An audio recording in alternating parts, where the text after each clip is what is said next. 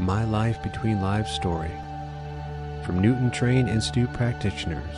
I see a whole change in the thrust of searching for answers about who we are and why we're here. And I think it's wonderful, and I just hope the movement continues to expand. Let us expand the universal consciousness together with a My Life Between Lives story presented by the Michael Newton Institute. Welcome to my LBL Story. This is Ekomananda. I am your host. Today my special guest is Elizabeth Lockhart. Elizabeth has a Bachelor of Science in Medical Technology, and she brings over 30 years of clinical laboratory experience. She has also earned a Master of Science in Clinical Mental Health Counseling. As a Reiki master and teacher for the past 23 years, she also practices hypnotherapy and specializes in past life regression and life between lives therapy. Over the past decade, she has been the sole owner and operator of Mariposa Hypnotherapy, splitting her time between Maine and Arizona. She served as the chief editor of the Michael Newton Institute's quarterly journal, Stories of the Afterlife, from 2018 to 2020. A big, warm welcome to Elizabeth. Thank you for having me. I wanted to truly thank you for coming to the show. It's good to be here. How did you transit or started your life between life journey? Well, interestingly enough, I was working in the clinical laboratory in microbiology, which is what my career of 30 plus years was. And I had a couple of coworkers. Keep in mind that most of us are science heads, very analytical and not overly spiritual as a rule. They came to me with Michael Newton's book, Journey of Souls, and said, "You've got to read this." It was two men as well. And, you know, it's interesting that they were so into Michael Newton's books too. So I read it, and I read it really quickly, and it resonated so strongly with me. I had a background of a near-death experience at 5 years old when I drowned, and I still love the sciences, so I had gone into the sciences and became a medical technologist, but I always had a spiritual openness. I had amazing dreams of a spiritual nature. So when I read Michael Newton's books, they really touched me. And I just knew I had to learn how to do this work. So that involved going back to school. I went back to earn an MS in clinical mental health counseling because I wanted to have a firm be what one would consider more legitimate because of the degree. Some people do sort of judge you on your background, so I felt like that was really important. Luckily, I was able to get into Paul Oran's transpersonal hypnotherapy class at the same time, and then his past life regression module. And then eventually, after 2 years of practicing out of my home, I had a home business. I was accepted into the Michael Newton Institute's Life Between Lives training. And then it took another 9 months or so to earn that. So it was quite a journey. And at the same time, I was also doing a year-long apprenticeship with my Reiki master teacher to become a Reiki master teacher. I had done Reiki for many years, and I took level 1. 7 years later, I took level 2. And then when I went into this new field of study, this new career path, I wanted to become a Reiki master teacher, so I took some extra time to do that too. And it all just worked really well together, even though I was a single mom with 2 teenage kids. That was interesting, and yet it all fell together. So I just knew that this was the path I wanted to be on. It just resonated so strongly and helped me understand life and why we're here from such a deep level beyond the science. What's that knowingness that you had? This is what I'm going to do from this point onward. There's this path for me that I knew there's something beyond science, beyond my clinical Yes. technician role. Was that happened since your near-death experience? Yes, I feel like it awakened some inner knowing, and as I say, I had some very amazing spiritual dreams at night as well. Not every night, but once in a while, I would receive messages from my guides, messages from my higher soul self, even. And that sort of affirmed or reassured me that I was following the right path.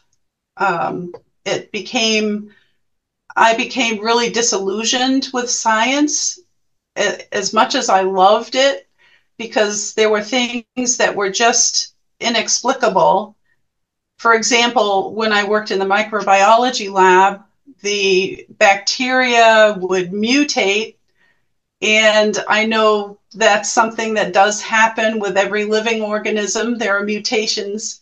However, it became pretty unpredictable, the mutations, and I thought that there must be something really kind of pulling the strings with the creative forces to be acting upon these organisms, and it really inspired me to want to look deeper, or to even look beyond what was happening clinically. How interesting the connection between science and it would spurred or this inspiration from just looking at how the cell is multiplying itself, mutating itself. Yes, and here we were trying to run antibiotic sensitivity testing to try to help people with infections to heal from their infections. And one of the mutations was antibiotic sensitivity. So, for example, some ordinary strains might be quite sensitive to most everything. And then all of a sudden we'd get a strain that was resistant to a whole lot of things. So I was just very curious about what's going on behind the scenes. What sort of energies are, at that time, as I say, I had been certified in Reiki, so I was much more aware of energies, and I used Reiki in a lot of instances with my plants, my pets, my children, even with electronic things. In the lab, there were malfunctions in some of the analyzers or printers, and I found that I was giving them Reiki, and sometimes they would just right themselves and the problem would be gone. So the energetic aspects of the work I did made me very curious about what was in the unseen world and how to explore that. And Life Between Lives work really opened up new realms of discovery, expansions of realms, even hard for us to even wrap our minds around as human beings. I know that's so many stories we could share, and so many profound healing stories that happened in our healing rooms. It's been deep gratitude, and also I felt it's absolutely an honor. It's beyond fortunate. Fortunate is, it's not absolutely not enough to describe where we are now. It really is. I've been privileged over the last 10 or so years to bear witness to some of these miracles and to witness them as they're happening. For example, I've had several clients who have gone into the healing experience in itself. For example, I see energy coming off from them, radiant sorts of energy coming off from them. They'll tell me that they're vibrating. They feel like they're vibrating. Sometimes I can feel that too. A lot of times there's a warmth, very, very strong warmth, and they're kicking off their blanket and taking off their sweater, or it's pretty amazing how that happens. And then reports later, sometimes the healings are very immediate, so that they have a completely different countenance when they leave a session, whether it's emotional, psychological, physical, or even spiritual healing. There's such a difference in their countenance and their way of being. Bright, they look so much brighter. So healing experiences have occurred immediately. My back no longer hurts at all.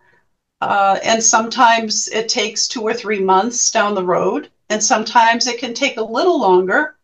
I've had a council of elders and spirit guides. Those are most often the healing beings that come forth, although there occasionally are healing teams that come forth as well. But they will tell me, a client will say, say 3 months down the road, I noticed that I'm no longer having this problem. I'm no longer having these headaches, or I'm no longer afraid of doing this or doing that. My agoraphobia is all but gone. There are many ways of healing that, a lot of, as you know, a lot of psychological and emotional and even spiritual aspects that need healing can manifest as physical symptoms. I always consider, having a background in Reiki, always consider, what chakra points might be involved. And sometimes I am led, the client may even say in trance, my guide wants you to place your hands on my heart chakra right now. So, and maybe, guided to do that. And there are different interventions. Sometimes they're spiritual, vibratory, as I mentioned, and sometimes I'm a conduit. That's why another reason why I love Reiki so much is that I can offer that to just be a conduit of that universal life force energy to flow through me to help. That being said, I have had spirit guides say, no sleight of hand will heal this problem. She needs to work on it herself, and she's doing a great job, but it's going to take time and perseverance. So I have had that happen, and I feel very humbled. Like, oh, I didn't mean to, interfere. I was just hoping this might help to, the heart chakra and the solar plexus and even the throat chakra seem to be areas. Oh, well, and even the sacral chakra, the inner child. There tends to be a lot of blockages from various things that have happened to us in this life, not to mention past lives. It's a lot of intuitive, and it's a lot of asking questions and being open to the answers. So clients do ask a lot of questions, and I kind of guide them to ask some questions. What would help you most? What diet would help you most? Or what foods or herbs or different questions that might aid in their healing? Even things like crystals or environments, spending time near the ocean, on the beach, for example, different things can help heal them in different ways. It has been quite miraculous. I love hearing back from clients about how their lives have changed, and a lot of times it's something. I mentioned agoraphobia. There are so many of us who find it difficult to reach out and connect with other people. And interestingly enough, that seems to be a common theme with past lives. A lot of clients who come to me, their past lives, they've been very kept to themselves, disconnected, they lived alone. They weren't even friendly with, say, the shopkeepers in the village or any neighbors. They were very solitary. And while those kinds of lives can be healing in and of themselves, say if we need time alone, that's perfectly fine. And yet at the end, during the life review, there is often that regret that I could have had a family. I could have had a wife or a husband and children. I could have connected with my neighbor and helped her with her farm. Or there are those feelings like they wish they had reached out more. So that is a really common theme. And a lot of times they're experiencing that in their current lifetime as well, that reluctance or even fear or self-consciousness or something that gets in the way of them reaching out and connecting. So how amazing that so many incredible healing can happen in front of us. We just watch. It is. Yes, we watch It's, people transformed. Would you be able to explain a little bit more how is this multidimensional energy is working with us? Because many people wanted to know how does that work?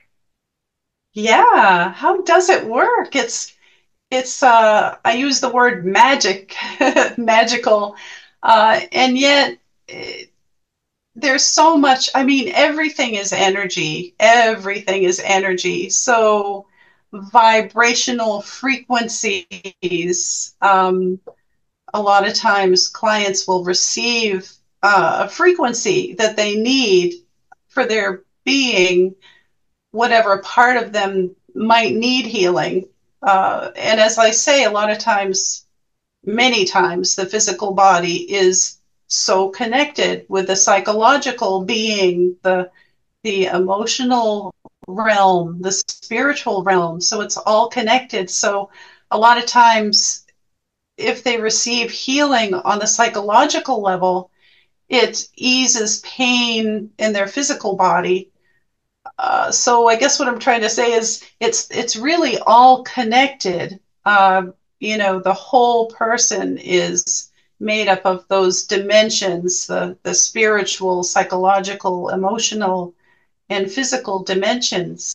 The healing really acts on every part of us.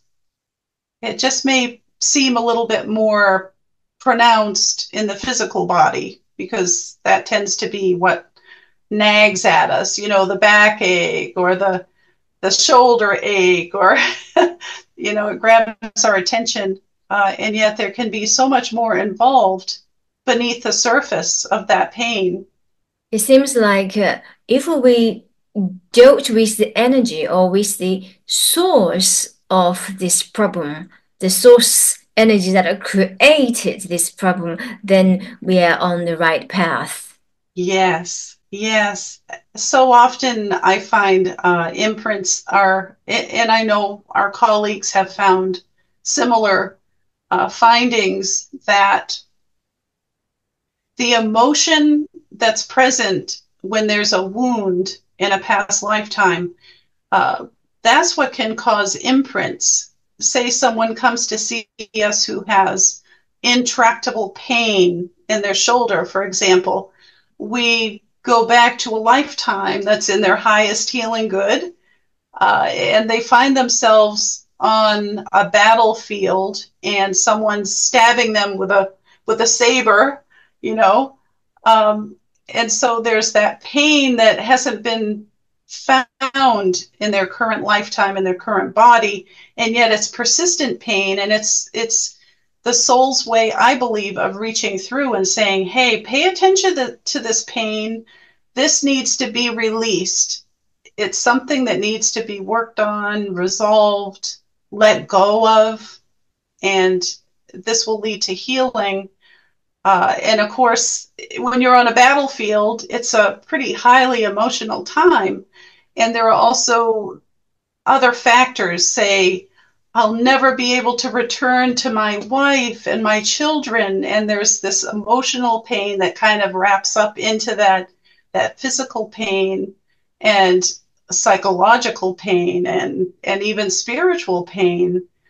And there may be agreements that we make with ourselves, like, I'm never going to get close to anybody again because it's too painful to lose them, or too painful if they leave, or too painful if I am injured and can't get back to them. So it's kind of a complex weaving of the emotion, the psychological, the thoughts around that, even the spiritual angst, and the physical body kind of takes it on. I believe that when we're incarnated, those things that we need to work on constantly say, hey, pay attention to me. This is where we need to work. This is what we need to work on and heal from. And that can help guide us.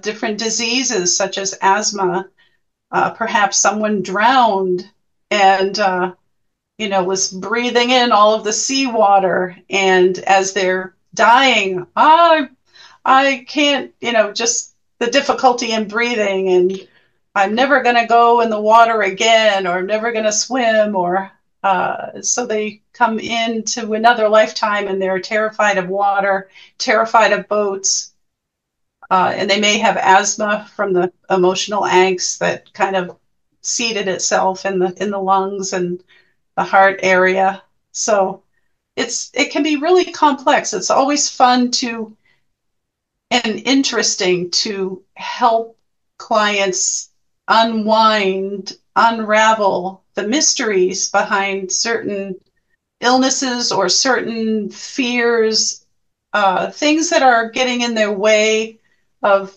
having a beautiful, happy lifetime. Of course, there are always challenges on Earth anyway for having a happy, healthy lifetime. And yet this work that we do, I feel, is just so revealing and so healing for clients. And I also love when clients are able to reconnect with a lost loved one. That is an amazing and healing experience too, because when you lose someone that you love dearly and deeply on the physical plane, there's this little kind of human message that I'll never see them again. They're gone forever. And so during Life Between Lives sessions, if clients wish to connect with, say, their lost mother or their lost husband or child, even I've had that experience reconnecting with my child and with my mother. This reconnection is so sacred and so healing, and it instills such a sense of joy and knowing that we go on even when our physical body gives out. So that's a really beautiful experience that I love. So I do see people who are grieving. You shared a bit of a message in the group chat, in the MNI group chat. This might be very, very emotional for you to connect to your mother, and was that your son, right? Your son. Yes. Through LBL. Would you like to share a little bit of that experience? Sure. It was interesting. I just had that desire. I was in the soul state myself. So I was light, and that's how we are in the soul state. We're light, different vibrations, different vibrational frequencies of light. I had the desire to see my mother, and immediately no time or space. Immediately, she was before me, and there was this beautiful light sky blue color, and I just knew intuitively it was her. And then she showed me her young woman's face, and so I'm like, Mom. And we weren't able to connect a lot of back and forth conversation because she was in the middle of teaching a class. There were about 12 younger souls lined up, not in desks, but you could see the little lights kind of lined up, little white lights. And seeing her as a teacher, I completely understood, because in this lifetime she had been heavily involved with Alcoholics Anonymous, and she had helped many women help them to get sober and stay on the path. She was really involved. She was a sponsor. She would lecture and be involved with different meetings and on the national level even. To see her as a teacher, counselors are teachers, sponsors are teachers. We're all teachers, really. But it warmed my heart. And she said, she always used to say, I love you forever and always. And I heard her say that. Of course, in the spirit realm, it's not like hearing with your ears. It's like hearing with your being, hearing with the center of your being. So I received that message, and it was really comforting. And the same thing with my son. I wanted to see him. He died at 30, and he always loved to draw figures. He always loved to draw worlds. He was quite a creative person, and yet he struggled with clinical mental health issues. So it was difficult for him to live what one would call a normal life, in and out of jobs, and the schizophrenia. He would not take his medication and go off into a different world, and you just never knew what would happen. And so anyway, when I wanted to see him, I saw him. He was also a very light blue light. He always looked so good in blue and light blue as a living person, and I kind of wondered if that had something to do with his spiritual colors. So he was standing at an easel, and he was creating beings, or characters, if you will, and worlds that they could inhabit. So very, very creative. And he turned and showed me his young man's face. And so I knew for sure it was him. I mean, I knew in my heart, but to see his young man's face was really meaningful. And I noticed how contented he was. And he did not want me to blame myself, saying that I had done everything that I could to try to get him help. And he also was deeply grateful that I allowed him to travel his path, that I allowed that rather than having him institutionalized, which I thought about doing on and off for many years. He was really grateful for that. He also explained that he had had several lifetimes where he had been very wealthy and powerful and handsome and intelligent, had everything going for him. And he had been unkind to those who had handicaps, whether they were mental handicaps or physical handicaps. He had been rather cruel. And he chose to come into this lifetime with mental handicaps to experience what that was like. It enhanced his experiential learning as a soul. So he considered it very valuable. He was really, truly grateful for that. And then, of course, I was grateful, that I hadn't done the wrong things, because under those circumstances in a human lifetime on Earth, you can feel like you're really failing as a mother. Yeah, to hear his his side of that, to feel his side of that, was very comforting. And to see that he was very contented in what he was doing, and that was very healing for me. Thank you for sharing that very touching stories. There's Thank a you. lot of story can go in the hardship that he struggled, and perhaps you struggled too. I have a brother Mm-hmm. who, when he was young, he also suffered from schizophrenia.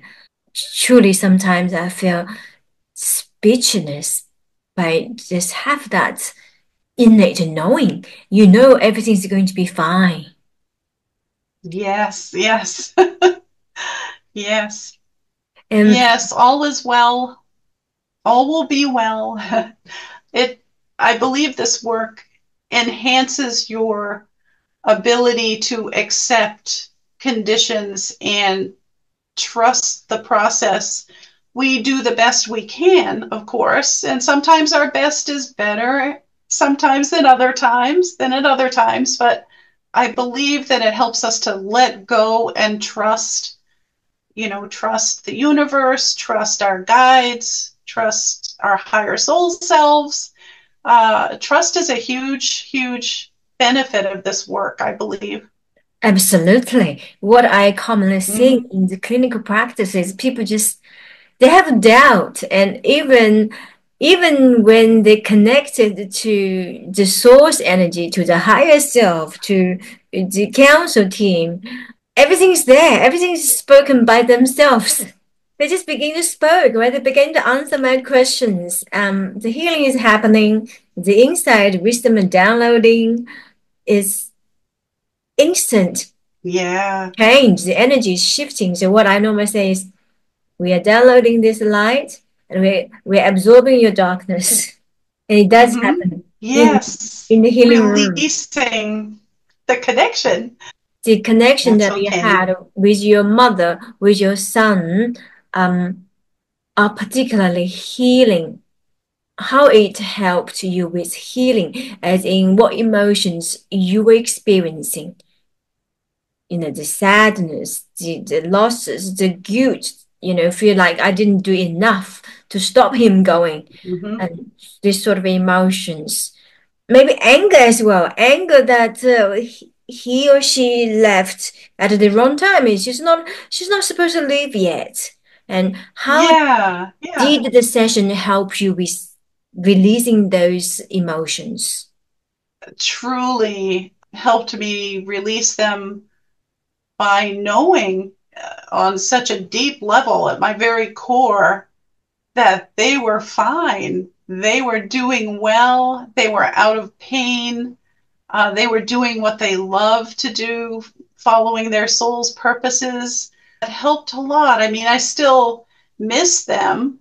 And then I remember, I remember where they are and how beautiful the soul realm is, and how, wonderful it is that they're pursuing what they love to do. And they're not alone. there are so many souls, around with them, and that they love and love them. And so it's a beautiful thing. I know that they're in a beautiful place. And I also am somewhat relieved in that, for example, my mother didn't have to go through the COVID pandemic. My son didn't have to go through that. The different political upheavals and wars and these occurrences on Earth that can really kind of make you feel sad and frustrated and scared and all of those human emotions. I'm so glad that they didn't have to go through any of that, and they were spared in a sense, and they're in a good place. So that is a comfort. Yes, the connections. Would you say that the soul planned their own death if they end their own life? Sometimes, sometimes it's kind of a spontaneous plan. The way I understand it, as if you think of time and linear time, which of course in soul time, all time is now. In terms of linear time, which is what we experience on Earth, there are exit points that we may decide, okay, this is a good time for me to leave. And then at times for emotional burdens or psychological upheavals, there may be, or even physical illness that the soul has decided is just too overwhelming. There may be times where we spontaneously decide. So I feel like it's kind of a balance of fate and destiny and also free will, of course. Yeah, I have had quite a few clients who have committed suicide in other lifetimes and who also have tried to commit suicide in their current lifetime or have a lot of suicidal ideation. And it can be so helpful to go to those past lives. I always say something like going back to a lifetime that's in your highest healing good to experience and explore, very spirit guided. So they may go back to a lifetime where they've had, just lived under terrible circumstances, say as a slave who was beaten, just a really difficult lifetime, and how the slave found a way, to end their life. It was just too unbearable for them. We do a lot of healing, releasing interventions, and of course, with the help of the guides, the Council of Elders, others, healing teams at times. And I have had clients report back that they're no longer thinking of killing themselves, that, life is, it's not all perfect and easy, but that they feel like they have the resilience because of what they've learned about their souls and about their spirit guides, the fact that they're always loved, always supported, that they're never alone on this journey, even though they may feel like it in not having a lot of human connections. And of course, a lot of people connect with animals, with their pets, because pets can be so unconditionally loving and non-judgmental. And pets, I have found, come into sessions fairly often, which can be a really beautiful experience. Having lost some pets myself, I know how connected you can feel with them, and to know that they go on as well is really healing. Yeah. I know that a lot of people believe that animal spirits cannot incarnate into a human form. And yet I have found that some do. Some animal souls have been in human bodies before. So, and that's not a bad thing. It's all about learning. It's all about experiential learning. How Oops. wonderful. So many people did ask me about their pets, if they've met the pets in their past lives, stuff like that. And the insights that downloading from the session are absolutely total healing. Mm-hmm. That all of your Yeah. confusions, your misunderstanding, illusion or delusion, whatever that might be, it can be all just cleared out at ease. Mm-hmm. The I wanted truth. to particularly thank you for sharing your stories, your connections with your mother and your son. And sometimes it's a bit of it's itchy. It's private and it's confidential, and Oh, we're in the place so vulnerable. We don't know yes. where to look for help, if there's somebody could help us, and we don't want us to be shown weak, incapable, Right. incompetent in managing this place of a mess or struggle altogether. Right. It's difficult to learn to be vulnerable. It really is. that closes us off, though. It does. The fear of being vulnerable closes us off from so much, from closeness, intimacy, from connecting on deeper levels with people. And yet, I find that you have to be kind of selective too with who you are open with and sharing with and trusting with. You have to be careful just because we're on planet Earth and we're in a physical body, and you have to. I tell my clients that the ego is very helpful because it helps us navigate the physical realm and be safe. And yet, if the ego becomes too overpowering and kind of closes us off and acts as a block, it's not as helpful. It's important to be able to release that ego mind, that conscious mind, especially to do this work, to achieve those altered states and be able to really let go and trust the process, trust that you're going to be fine, that you are fine, that kind of thing. Because a lot of people are afraid of things like hypnotherapy and other ways of altered states. Finding altered states can be kind of frightening. Will I lose control? That kind of thing. Well, controlling is this one major thing that we're here to learn to just let go. Yes. I learned that myself too, and we have this tendency, women or men. Yeah. Household needs to be organized this way. Husband needs to behave like that way. The son needs to behave like that way. Expectations. Part of the conditions that we just let it go when we accept the condition and we learn to uncondition the self. Yeah, and I feel like that leads to more contentment and stability, really, because I feel like most of us don't like to go off,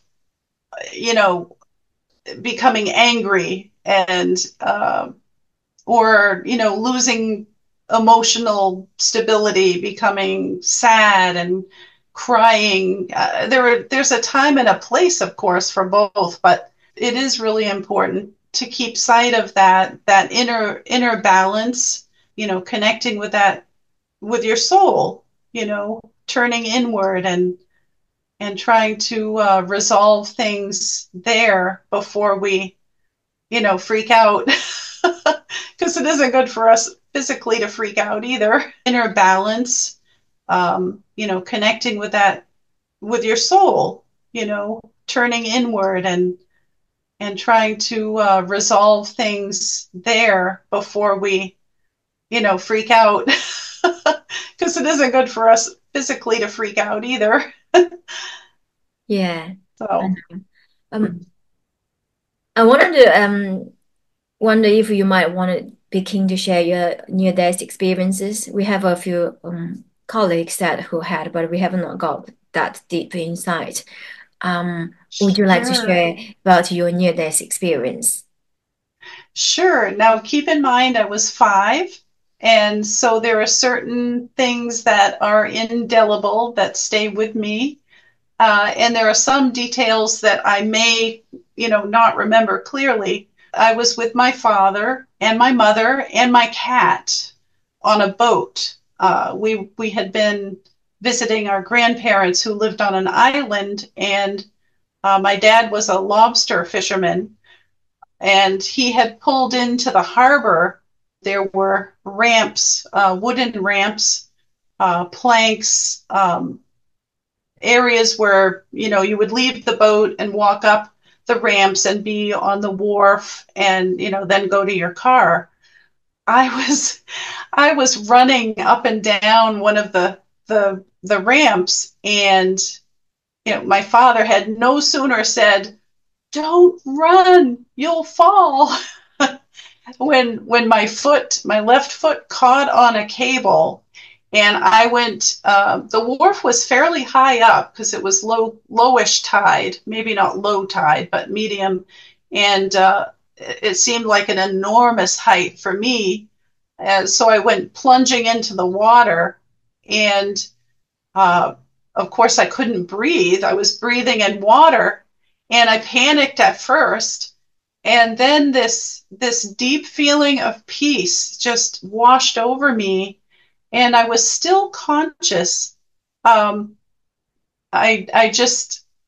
felt so peaceful, and my soul self actually spoke to me and said, "Well, Beth," that's my nickname for Elizabeth. "Well, Beth, I guess this is it. It's time to go." And so I was like, "Okay."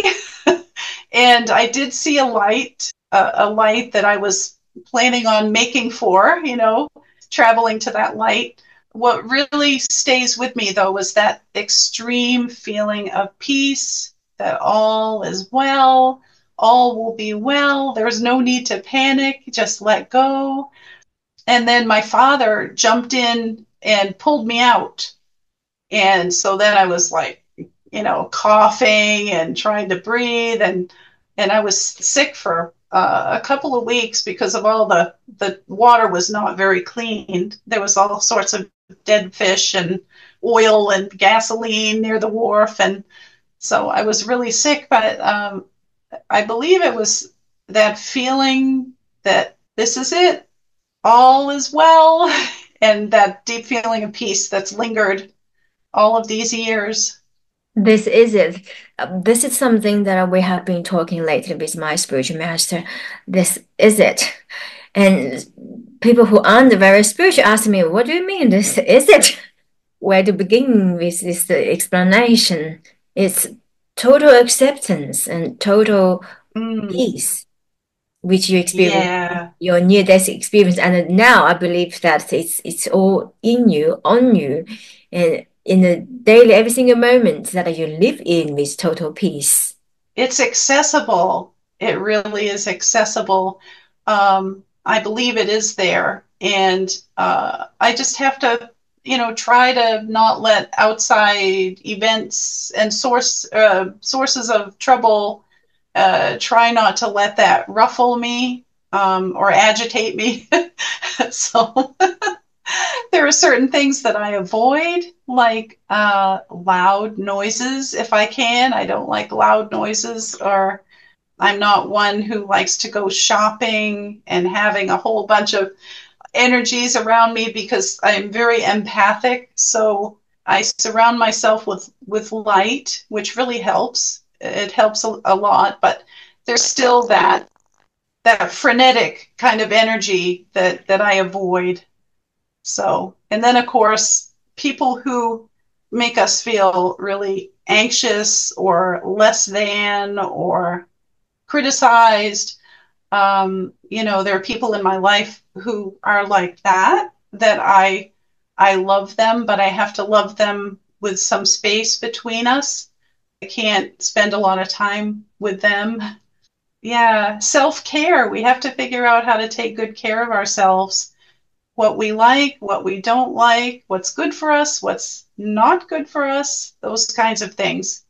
The physical and energetic boundaries is important and necessary to keep, us in the shining zone, because I do realize the body has its own limitation. We have to respect that and accept that. Yes. It can be a little hard that way too. For example, I'm in my 60s now, and I remember the days in my 30s and 40s and even 50s where I had so much energy, physical energy to do things. And now I have to say, well, that's not really important. I can let that go. We have to, you're right, we have to set boundaries and figure out what feels good and what doesn't feel good, and not should on ourselves. Like, I believe it was Albert Ellis, a psychologist, that always stuck with me when we studied him. And he would say, now don't should on yourself. Just accept yourself where you are, where you're at. It's okay. Yes, it's okay. Everything is going to be okay. And so how did becoming an LBL therapist help you to realize your purpose or in your mission in this life? Wow, it was the past life regression, the first one I ever did.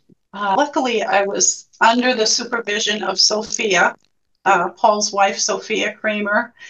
It was totally unexpected. It wasn't, it was a past life regression kind of modeled that way, and yet after the death scene, she immediately went to an LBL experience, and I, of course, hadn't studied how to help her navigate that, and Sophia helped me a lot with that. But ever since that experience during my past life regression training, how has it changed me? It's phenomenal when you realize that we go on, that this is a costume. This is a physical shell, if you will. I kind of like the word costume, though. We shed the costume and we continue on with all of our memories and a lot of our emotions, although those are often transmuted into higher emotions rather than the heavier emotions like grief and sadness and anger and all of those things. They're transmuted. We're aware of them, and yet we choose the higher frequency emotions like love and gratitude and joy. How has it changed my life? In so many ways. I'll have to say that from the time I read Michael Newton's books, I found them life-changing. Just knowing that we all go on, and even our beloved pets go on. I think it's the law of thermodynamics that no energy is ever lost. It's only transformed. Nothing is being lost. Once we know energetically from the bottom of our heart, then we're not concerned about whatsoever was happening in the physical realm. Exactly. And it helps us to learn to have faith and to trust, the whole process. And the whole healing, the therapy work that you're doing, combine the Reiki, hypnosis, past life regression, life between life therapy to find purpose, which you just launched a book called Finding Purpose. Yes, that was quite an endeavor. Oh, God bless Sanela Kovic. She was very inspired, and so we worked together to weave together these stories that were previously published in Stories of the Afterlife, and we organized them into themes, into chapters, such as a chapter on relationships, a chapter on free will, a chapter on higher guidance, spirit guides, and whatnot. There are 8 chapters in the book, and it was quite a process of reading through them all and trying to organize them in a flow. And for one reason or another, we had to pull some of the stories, whether someone was not active in the Michael Newton Institute, or whether, as in the case of Pat Ferris O'Malley, she had passed. There were different reasons why we had to pull some stories. So we would no sooner get it organized and think, okay, this is the way it is. Chapter 4 has 7 stories. Chapter 5 has 8, and it was a very intuitive process too, because even though every story had more than one theme, trying to intuitively decide which theme was the one that flowed into the chapter and the theme of the chapter best, and which story would kind of pick up where the other one left off for a sense of continuity. It was stressful at times. I think we would both admit that, there were times we were like, oh my goodness, we've lost 3 stories from chapter 4. Which story is going to fit in to help round that out a little more? And we would keep going back and forth. And she was very organized. I'm just so appreciative of her formatting skills. I am more of a writer, and so I love to edit writing. And Sanella she's a beautiful writer too, but she was so great with formatting. I would send her a message on WhatsApp or through email saying something like, there's this paragraph and it's too far over on the right, and I just can't seem to get it to move to its proper place on the page. And she would fix it. So, and of course, we both had things going on, very busy clients and moves, moving house, just a lot of things going on during that year. So it was a challenge, but we really wanted to persevere. And to me, it feels like a miracle that it's finally published, and I feel like it will help a lot of people. And as Sanella mentioned in another podcast, Finding Purpose, she named the book, and it's just so perfect because no matter where we are in life, whatever age we're at, whatever stage we're at, whether we're parents raising a family, or whether we're aging, or whether we're young and trying to find, what we want to do in life, it's all about finding purpose through our human lifetimes. So it really is a beautiful title. I wanted to say thank you from the bottom of my heart that all the work that you did and went to put into first being 2 years editing the stories of Afterlife, and then later on working with Sanella, yeah.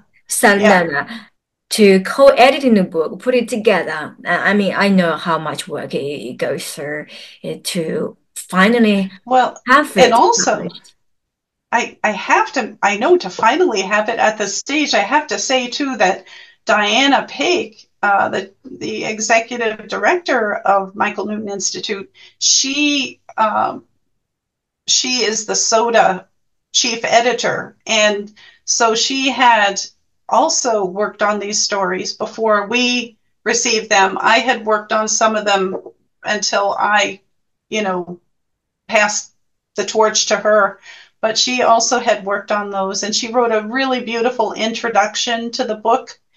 Peter Smith wrote a really nice afterword, and he helped us out with finding someone named Rose who did our book design and who did the publishing. And also we had a fellow named Jeff, and forgive me, I don't remember his last name, but he also overlooked everything and did some editing. At the end, it was when mostly at the end was when the deadlines were looming and we were starting to get kind of anxious and, we have to have all this put together. And Peter was a huge help.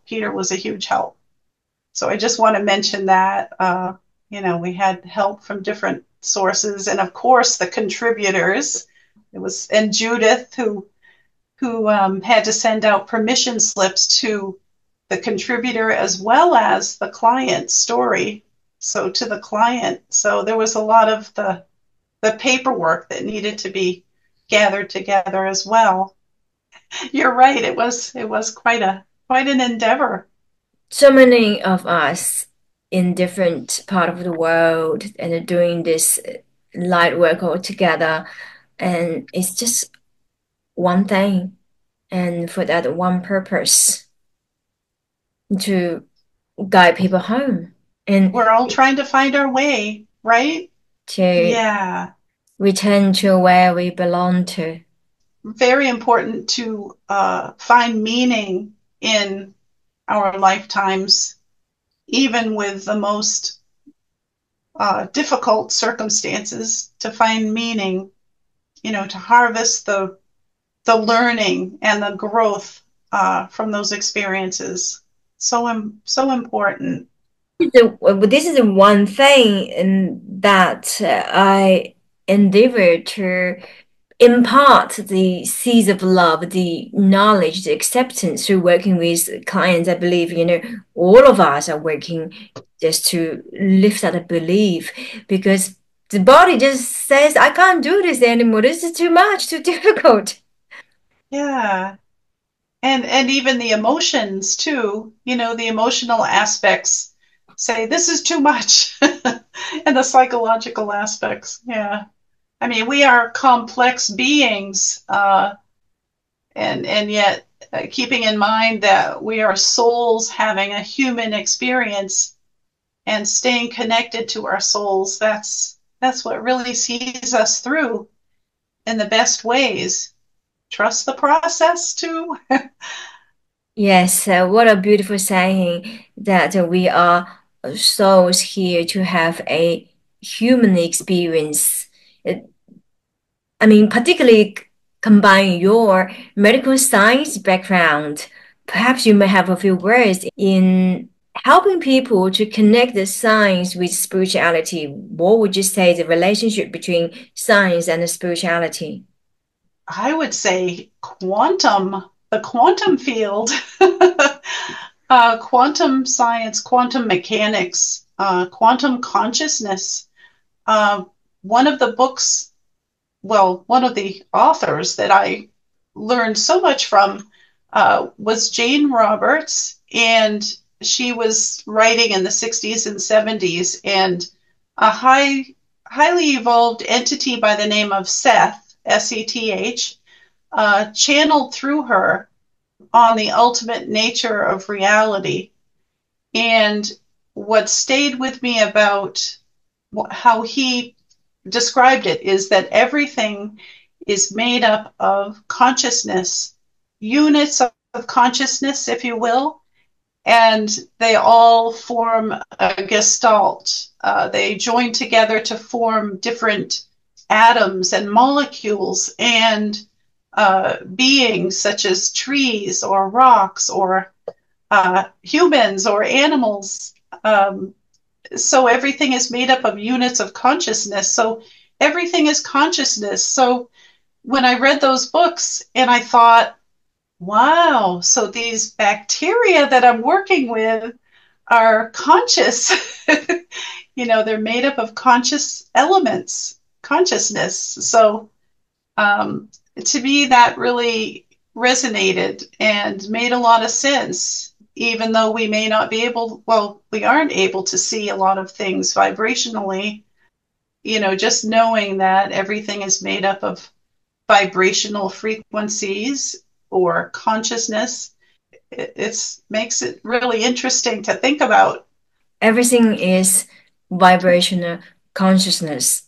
Whether it's a living Yeah, item or the things appear to have no life items, they also contains quantum consciousness. This, if we can truly look at or feel it this way, everything got a life. exactly. Yeah. One of the stories that I contributed to, this book, Finding Purpose, I did contribute 2 stories, and Sanella contributed to herself and different practitioners. But one of the stories that still moves me is a friend who's a shamanic practitioner, and he described in his session in deep trance, LBL at the soul level, he described how important it is to have right relationship with everything, from yourself to a rock to a tree. That right relationship and reverence, that was another word, reverence, for all that is so important. And of course, a lot of indigenous tribes have believed that way for millennia. Something we should learn more from in our current society, where everything is so materialistic, and that everything is worthy of reverence, all made up of units of consciousness from all that is, part of all that is. So Reverence in everything, beautifully said. If you would have a final message for the audience, what would that be? I believe that everyone should have a life between lives session, just because it's so life-changing. It helps you connect with the deepest parts of yourself. And it also reaffirms that we are never alone, that we're always loved unconditionally, accepted, supported. Even in the unseen realms, there's so much love and support. It just means so much. And to know on a deep level that we are worthy of love and support and acceptance and reverence too. Beautiful. So it's very healing work in so many ways. And I feel like it really shifts our perspectives a lot. So come and have a life between life experience wherever you are, and finding a medical LBL practitioner or do a Zoom session with whoever that you resonate with. And when you consider we're in over 40 countries, Michael Newton Institute practitioners, over 40 countries, and I believe it's around 230 practitioners worldwide. There may actually be more, but I think it's around that. But that does offer a great opportunity. And it's growing. Yes, we're growing. It is growing. It is growing. And thank you so much for your time and sharing your wisdom and insights. And so the audience can find the Finding Purpose book on Amazon? Amazon, yep. Amazon. And there's Ingram Sparks is another good source. And on the Michael Newton Institute website. Wonderful. And if the audience are interested to work with you, how can they connect you? My email is elizabeth@mariposahypnotherapy.com. And mariposa is the Spanish word for butterfly. And I chose that because it just really resonated, the idea of transforming from a physical human body to spirit, to the soul. elizabeth@mariposahypnotherapy.com. Beautiful. And I want to thank you for all that you do, all of these podcasts, and all that you do at Michael Newton Institute. I know you keep pretty busy with your own practices and with the Institute. So it's much appreciated. These podcasts are a really wonderful way to reach out.